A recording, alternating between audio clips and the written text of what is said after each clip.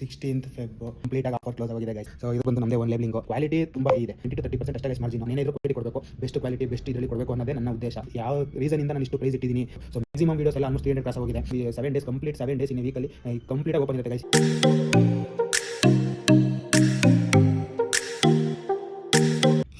So hi hello friends, ನಮಸ್ಕಾರ, welcome back to my YouTube channel. So ಇವತ್ತಿನ video ಏನು ನೋಡ್ತಾ ಇದ್ದೀರಲ್ಲ, ಸೊ ಇವತ್ತು ಬಂದು 16th Feb. ಸೊ ನೋಡ್ಬೋದು. ಸೊ ಆ್ಯಕ್ಚುಲಿ ಇವತ್ತು ಆಫರ್ ಕ್ಲೋಸ್ ಆಗಿರೋ ದಿನ. ಸೊ ಕಂಪ್ಲೀಟಾಗಿ ಆಫರ್ ಕ್ಲೋಸ್ ಆಗೋಗಿದೆ ಗೈಸ್. ಯಾವುದೇ ರೀತಿ ಬೈ 1 get 1 ಫ್ರೀ ಸ್ಯಾರಿ ಮತ್ತು ಅಪ್ ಟು 60% ಆಫು ಯಾವುದೆಲ್ಲ ಲೈವ್ ಇತ್ತಲ್ಲ, ಸೊ ಎಲ್ಲ ಕೂಡ ಕಂಪ್ಲೀಟಾಗಿ ಆಫ್ ಆಗೋಗಿದೆ. ಸೊ ನಾನು ಮುಂಚೆ ಥರ ಹೇಳಿರೋ ಥರ 10-15% ಅಷ್ಟೇ ನಾನು ಕೊಟ್ಟಿರೋದು ಆಫರು. ಸೊ ಕೆಲವೊಂದು ಪ್ರಾಡಕ್ಟ್ ಮೇಲೆ ಅದು ಒಂದು ಸ್ವಲ್ಪ ಇದಾಗಲಿ ಅಂತ 20%ವರೆಗೂ ಕೊಟ್ಟಿದ್ದೀನಿ. ಸೊ 20% ಅಬೋವ್ ಯಾವುದೂ ಹೋಗಿಲ್ಲ. ಸೊ ಎಲ್ಲ ವಿತಿನ್ 20% ಅಬೋವ್ ಒಳಗಡೆನೇ ಇರೋದು ಪರ್ಸೆಂಟೇಜು.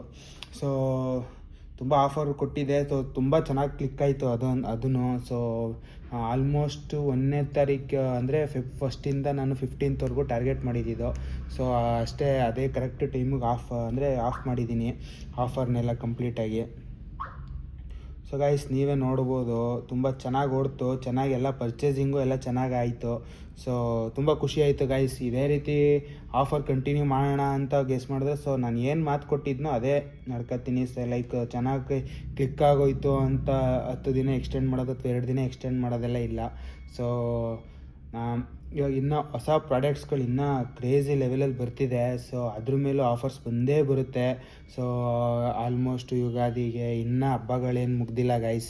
ಸೊ ಲಾಸ್ಟ್ ಇದು ಶಿವರಾತ್ರಿ ಒಂದೇ ಲಾಸ್ಟು ಅಂತಲ್ಲ, ಇನ್ನು ತುಂಬ ಹಬ್ಬಗಳಿದೆ, ಯುಗಾದಿ ಎಲ್ಲ ಇದೆ. ಸೊ ಎಲ್ಲದಕ್ಕೂ ಬರೋಣ, ಇನ್ನೂ ಮಸ್ತ್ ಆಫರಲ್ಲಿ ಬರ್ತೀನಿ. ಸೊ ಯಾರೆಲ್ಲ ಇನ್ನೂ ಸಬ್ಸ್ಕ್ರೈಬ್ ಆಗಿಲ್ವೋ ಆದಷ್ಟು ಬೇಗ ಸಬ್ಸ್ಕ್ರೈಬ್ ಆಗಿ ನಮ್ಮ ಚಾನಲ್ಗೆ ಗೈಸ್. ಕಲೆಕ್ಷನ್ಸ್ ಮಾತ್ರ ನೆಕ್ಸ್ಟ್ ಲೆವೆಲಲ್ಲಿ ಇರುತ್ತೆ, ನೆಕ್ಸ್ಟ್ ಬರೋದು ಅಪ್ಕಮಿಂಗ್ ಕಲೆಕ್ಷನ್ಸ್ ಎಲ್ಲ. ಸೊ ನನಗೆ ಸಿಕ್ಕಾಪಟ್ಟೆ ಖುಷಿ ಆಗ್ತಿದೆ. ಸೊ ಒಂದು ನಿಮಿಷ ಗೈಸ್, ಒಂದು ಸ್ವಲ್ಪ ಇಲ್ಲಿ ಅಪ್ಡೇಟ್ ಮಾಡಬೇಕಿತ್ತು, ಅಪ್ಡೇಟ್ ಮಾಡಿಬಿಡ್ತೀನಿ ಒಂದೇ ನಿಮಿಷ.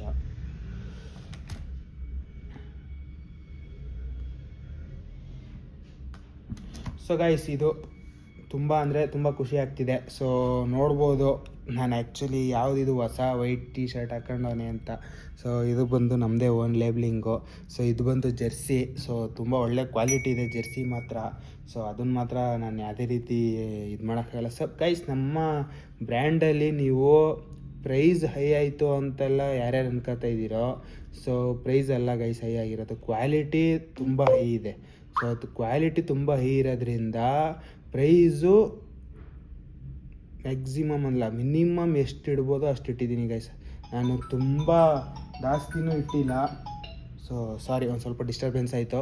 ಸೊ ತುಂಬ ಓವರಾಗೂ ಇಟ್ಟಿಲ್ಲ ಪ್ರೈಸಸ್ಸು. ಸೊ ನನ್ನ ಮೆಟೀರಿಯಲ್ ಅಂದರೆ ನನ್ನ ಪ್ರಾಡಕ್ಟ್ಸ್ ಯಾರೆಲ್ಲ ಯೂಸ್ ಮಾಡಿದ್ದೀರಾ, ಸೊ ಯಾರೆಲ್ಲ ಪರ್ಚೇಸ್ ಮಾಡಿದ್ದೀರಾ, ಸೊ ಅವ್ರಿಗಂತೂ ಸಿಕ್ಕಾಪಟ್ಟೆ ಕ್ಲಾರಿಟಿ ಇರುತ್ತೆ. ಸೊ ನಾನು ಯಾವ ರೀಸನ್ನಿಂದ ನಾನು ಇಷ್ಟು ಪ್ರೈಸ್ ಇಟ್ಟಿದ್ದೀನಿ ಅಂತ, ಲೈಕ್ ತುಂಬ ಗೈಸ್ ನಾನು ನಿಜವಾಗ್ಲೂ ಹೇಳ್ತೀನಿ, ಯಾವುದೇ ರೀತಿ ನಾನು ಸುಳ್ಳು ಹೇಳ್ಬಿಟ್ಟು ಪ್ರಮೋಷನ್ ಮಾಡಬೇಕು ಅಂತೆಲ್ಲ ಇಲ್ಲ. ಸೊ ನಾನು ಇಟ್ಟಿರೋದೇ ಗೈಸ್ 30%, 20-30% ಅಷ್ಟೇ ಗೈಸ್ ಮಾರ್ಜಿನ್ನು. ಸೊ ಅದರಲ್ಲಿ ನಿಮಗೆ ಹೇಳ್ತಾ ಇದ್ದೀನಿ. ಸೊ ನನಗೆ ಮೆಟೀರಿಯಲ್ ಬಂದಿರೋದ್ರ ಮೇಲೆ ನಾನು ಇಟ್ಟಿರೋ ಪರ್ಸೆಂಟೇಜ್ ಅದು ಮಾರ್ಜಿನ್ನು. ಸೊ ನಾನು ಟ್ಯಾಗ್ ಮಾಡಬೇಕು, ಮತ್ತು ಡೆಲಿವರಿ ಕಳಿಸ್ಬೇಕಾದ್ರೆ ಪ್ಯಾಕಿಂಗು, ಲೇಬ್ಲಿಂಗು ಮತ್ತು ಡೆಲಿವರಿ ಚಾರ್ಜು ಇದೆಲ್ಲ ಕಳೆದ್ರೆ ಗೈಸ್ ನನಗೆ ಪರ್ಸ್ನಲಾಗಿ ನನ್ನ ಸೇವಿಂಗ್ಸ್ ಅಂದರೆ ನನಗೆ ಪ್ರಾಫಿಟ್ಟು ಅಂತ ಮಿಕ್ತಾ ಇರೋದೇ ಗೈಸ್ 1-2%. ಕೆಲವೊಂದು ಟೈಮ್ ಅದೂ ಆಗ್ತಿಲ್ಲ, ಯಾಕಂದರೆ ಕೆಲವೊಬ್ಬರು ಎಷ್ಟೋ ಜನ ರಿಟರ್ನ್ ಕಳಿಸ್ತಾರೆ ಪ್ರಾಡಕ್ಟ್ನ. ಸೊ ರಿಟರ್ನ್ ಕಳಿಸ್ದಾಗ ಏನಾಗುತ್ತೆ, ನೀವು ಲೈಕ್ ಅನ್ಕೋಬೋದು, ಸೊ ಡೆಲಿವರಿ ಚಾರ್ಜಸ್ ಏನು ಈಸ್ಕೊಂಡಿರ್ತಾರಲ್ವ ಫಸ್ಟು ಡೆಲಿವರಿ ಮಾಡಬೇಕಾದ್ರೆ ಅದೇ ಪ್ರೈಸಲ್ಲಿ ವಾಪಸ್ ಕಳಿಸ್ತಾರೆ ಅಂತ. ಸೊ ಅದೇ ಪ್ರೈಸ್ ಅಲ್ಲ ಗೈಸ್, ಡೆಲಿವರಿ ಪಾರ್ಟ್ನರ್ಸ್ಗೆ ಇದಕ್ಕೂ ಲಿಂಕೇ ಇಲ್ಲ, ಯಾವುದೇ ಕಾರಣಕ್ಕೂ ಸಂಬಂಧನೇ ಇಲ್ಲ. ಸೊ ಅವರು ಡೆಲಿವರಿ ಕೊಡಬೇಕಾದಾಗ ಎಷ್ಟು ಅಮೌಂಟ್ ಈಸ್ಕೊಂಡಿರ್ತಾರೋ, ಸೊ ರಿಟರ್ನ್ ನೀವು ಕಳಿಸಿದಾಗ ಅಷ್ಟೇ ಅಮೌಂಟ್ ನಮ್ಮ ಹತ್ರ ಈಸ್ಕೊತಾರೆ ಗೈಸ್. ರಿಟರ್ನ್ ಬರಬೇಕು ಅಂದಾಗೂ ಪ್ರಾಡಕ್ಟು ಅಷ್ಟೇ ಅಷ್ಟೇ ಅಮೌಂಟ್ ಇಸ್ಕೊತಾರೆ. ಸೊ ಏನೋ ಮೇ ಬಿ ನಾವು ರಿಕ್ವೆಸ್ಟ್ ರೈಸ್ ಮಾಡೋ ಒಂದು ಸ್ವಲ್ಪ ಸೇಲ್ಸ್ ಜಾಸ್ತಿ ಕೊಡ್ತಾಯಿದ್ದೀವಿ, ಹಿಂಗೆ ಮಾಡಿದ್ರೆ ಹಿಂಗೆ ಅಂದರೆ ಲೈಕ್ 20% ಕಡಿಮೆ ಮಾಡ್ಬೋದು ಅಮೌಂಟಲ್ಲಿ. For example 100 rupees delivery charge ಇದೆ ಅಂದರೆ 80 ರುಪೀಸ್ ಮಾಡ್ಬೋದು, ಅಥವಾ 70 ರುಪೀಸ್ ಮಾಡ್ಬೋದು, ಬಿಟ್ಟರೆ ಜಾಸ್ತಿ ಮಾಡಲ್ಲ. ಸೊ ತುಂಬ ಇದೆ guys delivery. So near by delivery ಅಂದರೆ ಇಲ್ಲೇ ಪಕ್ಕದ ರೋಡ್, ಅಂದರೆ ಒಂದು 500 ಮೀಟರ್ಸ್ ಇದ್ರ ಲೊಕೇಶನ್ನು. ಸೊ ಅವ್ರು ನಮ್ಮ ಹತ್ರ ಅಮೌಂಟ್ ಈಸ್ಕೊಳ್ಳೋದನ್ನೇ 30 to 40 ರುಪೀಸ್. ಸೊ ಅದು ನಾವು ಇಲ್ಲಿಂದ ಈಸ್ಕೊಂಡು ಡೈರೆಕ್ಟ್ ನಿಮಗೆ ಬರಲ್ಲ ಗೈಸ್. ಸೊ ಅವ್ರದ್ದು ಮೇಯ್ನ್ ಹಬ್ ಎಲ್ಲಿರುತ್ತೆ, ನಾನು ಟೈಅಪ್ ಆಗಿರ್ತೀನಲ್ವ, ಸೊ ಅವ್ರದ್ದು ಮೇಯ್ನ್ ಹಬ್ ಎಲ್ಲಿರುತ್ತೆ, ನಿಯರ್ ಬೈ ಮೇಯ್ನ್ ಹಬ್ಬು.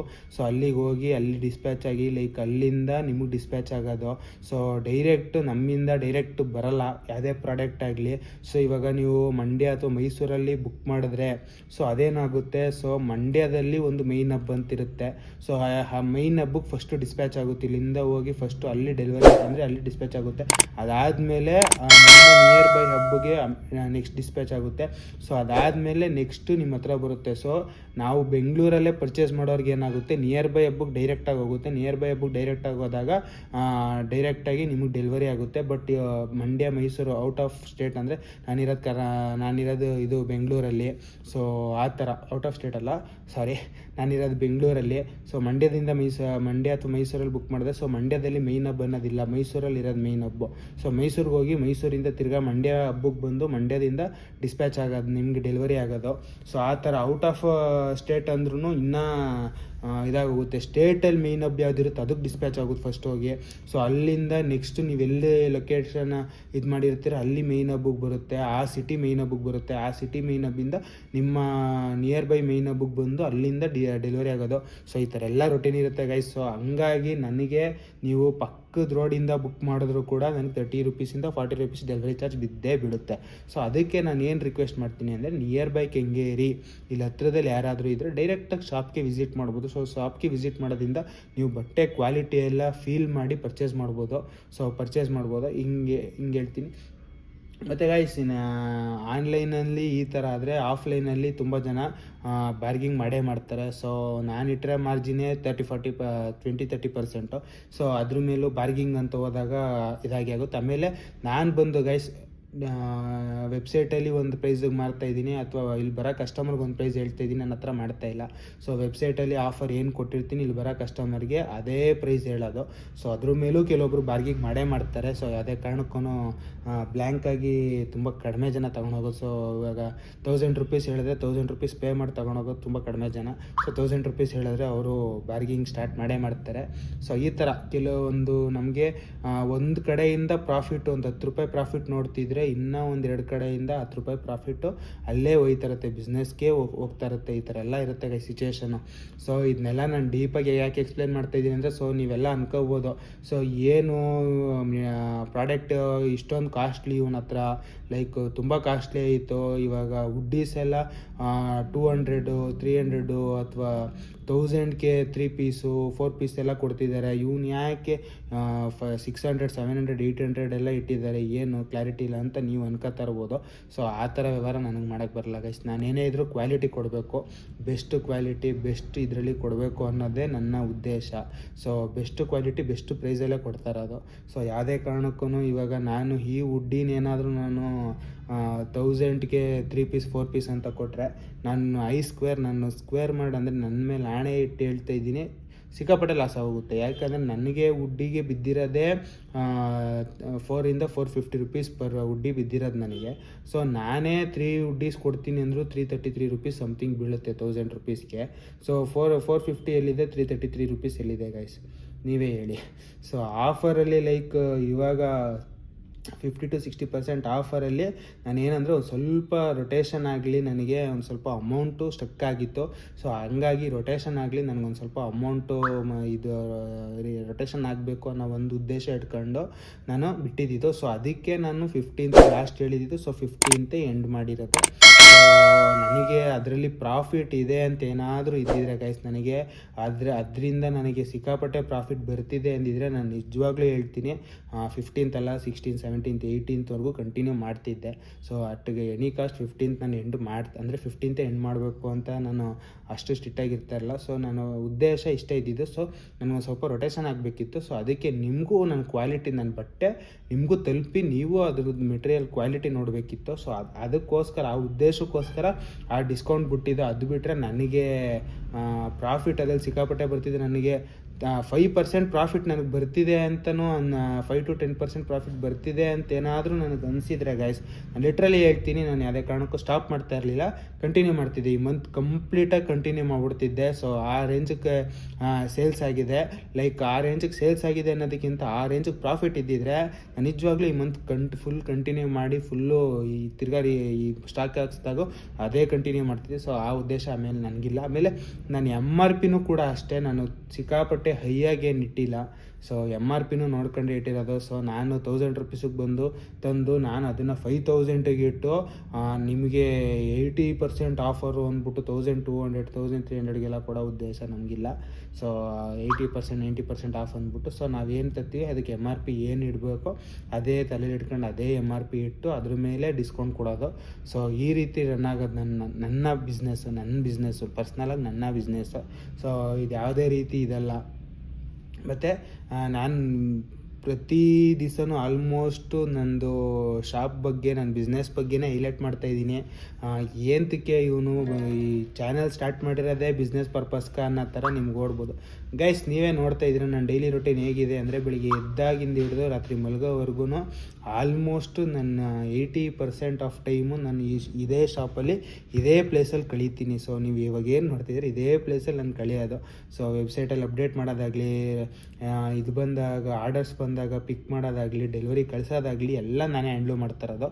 ಸೊ ಹಂಗಾಗಿ ಗೈಸ್ ನನ್ನ ಶಾಪ್ ಬಗ್ಗೆ ಹೇಳಲೇಬೇಕು. ಸೊ ನನ್ನ ಡೈಲಿ ರೊಟೀನ್ ನಿಮಗೆ ಬೇಕು ಅಂದರೆ, ನನ್ನ ಡೈಲಿ ವ್ಲಾಗ್ ಅಪ್ಡೇಟ್ಸ್ ನಿಮಗೆ ಬೇಕು ಅಂದರೆ ನನ್ನ ಶಾಪ್ ಬಗ್ಗೆ ನಾನು 2 ನಿಮಿಷನಾದರೂ ಹೇಳಲೇಬೇಕು. ಯಾಕಂದರೆ ನಾನು 80% ಆಫ್ ಟೈಮ್ ಇಲ್ಲೇ ಕೂತಿರ್ತೀನಿ. ಸೊ ನೀವೇ ಹೇಳ್ಬೋದು, ಬೆಳಗ್ಗೆ ಎದ್ದಾಗಿಂದ ರಾತ್ರಿ ಮಲಗೋವರೆಗೂ 80% ಆಫ್ ಟೈಮ್ ಇಲ್ಲೇ ಕೂತಿರ್ತೀನಿ ಅಂದರೆ ಲೆಕ್ಕ ಹಾಕಿ. ಸೊ ಬೆಳಗ್ಗೆ ಎದ್ದಾಗ ನನಗೆ ಒಂದು ಸ್ವಲ್ಪ ಕೆಲಸ ಇರುತ್ತೆ. ಸೊ ಕೆಲಸ ಎಲ್ಲ ಮುಗಿಸಿ ಸೊ ಫ್ರೆಶ್ ಅಪ್ ಆಗಿ ನಾನು ನಾಷ್ಟ ಮಾಡ್ಕೊಂಡು ಇಲ್ಲಿ ಬಂದು ಕೂತ್ರೆ ಸೊ ಆಲ್ಮೋಸ್ಟ್ ನಾನು ನೈಟೇ ಎದ್ದೋಗೋದು. ಇಫ್ ಇನ್ ಕೇಸ್ ಏನಾದರೂ ಕಾಫಿ ಟೀ ಅಥವಾ ಊಟಕ್ಕೆ ಏನಾದ್ರೂ ಮನೆಗೆ ಹೋಗಬೇಕು ಅಂತ ಅನಿಸಿದ್ರೆ ಮನೆಗೆ ಹೋಗಿ ಒಂದು 1 hour 1 hour ಅಂದರೆ 1 hour ಅಷ್ಟು 1 hour 1 hour ರೆಸ್ಟ್ ಮಾಡಿ ಆರಾಮಾಗಿ ಊಟ ಮಾಡ್ಕೊಂಡು ಕಾಫಿ ಗಿಫ್ಟ್ ಕುಡ್ಕೊಂಡು ವಾಪಸ್ ಬಂದು ಕೂತ್ರೆ ತಿರ್ಗಾ ನೈಟ್ 9ರಿಂದ 9:30 10 ಗಂಟೆಗೆ ನಾನು ಎದ್ದೋಗೋದಿಲ್ಲಿಂದ. ಸೊ ಈ ಥರ ರೊಟೀನ್ ಇರಬೇಕಾದ್ರೆ ಮತ್ತು ನನ್ನ ಶಾಪ್ ಬಂದು 7 days complete 7 days in a weekly ಕಂಪ್ಲೀಟಾಗಿ ಓಪನ್ ಇರುತ್ತೆ ಗೈಸ್. ಯಾವುದೇ ದಿನ ರಜಾ ನನಗೆ weekly 1 day off 2 day off ಅಂತ ಏನೂ ಇಲ್ಲ. ಕಂಪ್ಲೀಟಾಗಿ 7 days ಓಪನ್ ಇದ್ದೇ ಇರುತ್ತೆ ನನ್ನ ಶಾಪು. ಸೊ ಮಾರ್ನಿಂಗ್ ನಾನು ಓಪನ್ ಮಾಡೋದು 10-10:30ಗೆ ಓಪನ್ ಮಾಡಿದ್ರೆ ಶಾಪ್ನ ನೈಟ್ 9-9:30 ಗಂಟ ಶಾಪ್ ಓಪನ್ ಇದ್ದೇ ಇರುತ್ತೆ. ಯಾವುದೇ ರೀತಿ ಕನ್ಫ್ಯೂಷನ್ಸ್ ಇಲ್ಲ. ಮತ್ತು ಏನಾದರೂ ಒಕೇಶ್ನಲ್ಲಿ ಅಂದರೆ ಮಂತ್ಲಿ 2 monthsಗೋ 3 monthsಗೋ ಎಲ್ಲಾದರೂ ಔಟ್ಸೈಡ್ ಹೋಗಬೇಕು, ಟ್ರಿಪ್ ಥರ ಹೋಗಬೇಕು ಅಂದರೆ ಲೈಕ್ ಇಲ್ಲಿ ಯಾರನ್ನಾರು ಅರೇಂಜ್ ಮಾಡಿಬಿಟ್ಟು ಹೋಗ್ತೀನಿ ನೋಡ್ಕೊಳ್ಳೋಕ್ಕೆ. ಇಲ್ಲ ಅಂದರೆ ಶಾಪ್ ಅವತ್ತು 1 ದಿನ ಅಥವಾ 2 days ಕ್ಲೋಸ್ ಆಗಿರುತ್ತೆ. ಸೊ ಆಚೆಗಡೆ ಗೈಸ್ ನನ್ನ ಶಾಪ್ ಹತ್ರ ವಿಸಿಟ್ ಮಾಡಿದವ್ರಿಗೂ ಕೂಡ ಆಚೆಗಡೆ ನಂದು ವೆಬ್ಸೈಟು QR ಕೋಡ್ ಇದೆ. ಸೊ ಸ್ಕ್ಯಾನ್ ಮಾಡಿ ಅಲ್ಲೇ ಆರ್ಡರ್ ಮಾಡ್ಬೋದು. ಮತ್ತು ಒಳಗಡೆ ಏನೇನು ಮೆಟೀರಿಯಲ್ ಇದೆ ಅಂತ ಅಲ್ಲೇ ನಿಂತ್ಕೊಂಡು ನೋಡ್ಬೋದು. ಸೊ ಕಾಂಟ್ಯಾಕ್ಟ್ ನಂಬರ್ ಇದೆ, ವಾಟ್ಸಪ್ ಮಾಡ್ಬೋದು, ಎಲ್ಲ ಮಾಡ್ಬೋದು. ಸೊ ಈ ಥರ ಗೈಸ್ ನನ್ನ ಬಿಸ್ನೆಸ್ ರನ್ ಆಗೋದು ಈ ಥರ. ಸೊ ನಾನು ಡೈಲಿ ಎಂತಕ್ಕೆ ನಾನು ಪ್ರಮೋಷನ್ ಅಂದರೆ ನೀವು ಪ್ರಮೋಷನ್ ಅಂತ ಅನ್ಕೋಬೋದು. ಸೊ ನಾನು ಪ್ರಮೋಷನ್ ಥರ ಏನು ಮಾಡ್ತಾಯಿಲ್ಲ. ಏನು ಅಪ್ಡೇಟ್ ಕೊಡಬೇಕು ನಿಮಗೆ, ಲೈಕ್ ನಾನು ಇವತ್ತು ಓಕೆ ಬಿಸ್ನೆಸ್ಸಲ್ಲಿ ಈ ಥರದ್ದು ಏನೋ ಒಂದು ಹೊಸ್ದಾಗಿ ಮಾಡಿದೆ ಅಂದರೆ ಅದು ನನ್ನ ಡೈಲಿ ವ್ಲಾಗ್ಗೆ ಸಂಬಂಧಪಟ್ಟಿರೋದು. ಸೊ ಡೈಲಿ ವ್ಲಾಗಿಗೆ ಸಂಬಂಧಪಟ್ಟಿರೋದ್ರಿಂದ ನಾನು ಅದನ್ನು ಹೇಳಲೇಬೇಕು. ಸೊ ಈ ಥರ ಚೇಂಜಸ್ ಮಾಡಿದೆ ಗೈಸ್, ಅದನ್ನು ನಾನು ಸ್ವಲ್ಪ ಹೈಲೈಟ್ ಮಾಡಿ ಕೊಡ್ತೀನಿ ಕಂಟೆಂಟ್ನ. ಅದು ಬಿಟ್ಟರೆ ನಾನು ಡೈಲಿ ವ್ಲಾಗಲ್ಲಿ ನಿಮ್ಮ ಬಿಸ್ನೆಸ್ ಬಗ್ಗೆ ಬಿಟ್ಟು ಬೇರೆ ತೋರಿಸಿ ಅಂದರೆ ಸೊ ನೀವು ಆಲ್ಮೋಸ್ಟ್ ಇನ್ನೂ ನನ್ನ ಪ್ರಕಾರ 1 month ಕಾಯಲೇಬೇಕು. ಯಾಕಂದರೆ ಬಿಸ್ನೆಸ್ ಒಂದು ಸ್ವಲ್ಪ ಸ್ಟ್ಯಾಂಡ್ ತಗೋತಿದೆ ಈಗ. ಸೊ ನಾನು ಬಿಸ್ನೆಸ್ನ ಕಂಪ್ಲೀಟಾಗಿ ಬಿಟ್ಟು ನಾನು ಬೇರೆ ಕಡೆ ಕಾನ್ಸಂಟ್ರೇಟ್ ಮಾಡೋಕ್ಕಾಗಲ್ಲ. ಸೊ ನಿಮಗೆ ಸೆಂಟ್ರಲ್ಲಿ ಎಷ್ಟಾಗುತ್ತೋ ನಮ್ಗೆ ಅಷ್ಟು ಕೊಡ್ತೀನಿ. ಮತ್ತು ಸೀರಿಯಸ್ ಅಂತ ಇದು ಸಿಕ್ಕಾಪಟ್ಟೆ ಚೆನ್ನಾಗಿ ಓಡ್ತಿದೆ ವಿಡಿಯೋ ಮಾತ್ರ. ಸೊ ಯಾರೆಲ್ಲ ನೋಡಿಲ್ಲ ತಿರ್ಗಾ ಹೋಗಿ ನನ್ನ ಯೂಟ್ಯೂಬ್ ಚಾನಲ್ಗೆ ಹೋಗಿ ವಿಸಿಟ್ ಮಾಡಿ ನೋಡ್ಬೋದು. ಸೊ ಸೀರಿಯಸ್ ಅಂತ ಆಲ್ಮೋಸ್ಟ್ 1000 ವ್ಯೂಸು ಕ್ರಾಸ್ ಆಗ್ತಿದೆ. ಸಿಕ್ಕಾಪಟ್ಟೆ ಖುಷಿ ಆಗ್ತಿದೆ. ನನ್ನ ವೀಡಿಯೋಸಲ್ಲಿ ಅಂದರೆ ನನ್ನ ಚಾನಲಲ್ಲಿ ಗೈಸ್ 3 to 4 ವೀಡಿಯೋಸ್ 1000 ಕ್ರಾಸ್ ಆಗೋಗಿದೆ. 4 to 5 ವೀಡಿಯೋಸ್ ಆಲ್ಮೋಸ್ಟು 1500 ಗಂಟೆ ಓಡಿದೆ. ಮತ್ತು ಒಂದು ವೀಡಿಯೋ ಏನೋ 2500 ಗಂಟೆ ರೀಚ್ ಆಗಿದೆ. ಸೊ ಸಿಕ್ಕಾಪಟ್ಟೆ ಖುಷಿ ಆಗ್ತಿದೆ ಅದೆಲ್ಲ ನೋಡ್ಬಿಟ್ಟು. ಮತ್ತು ಎಲ್ಲ ವೀಡಿಯೋಸು ಆಲ್ಮೋಸ್ಟ್ ಪ್ರತಿಯೊಂದು ವೀಡಿಯೋಸೂ 200 ಬಿಲೋ ಯಾವುದೇ ವ್ಯೂಸ್ ಇಲ್ಲ.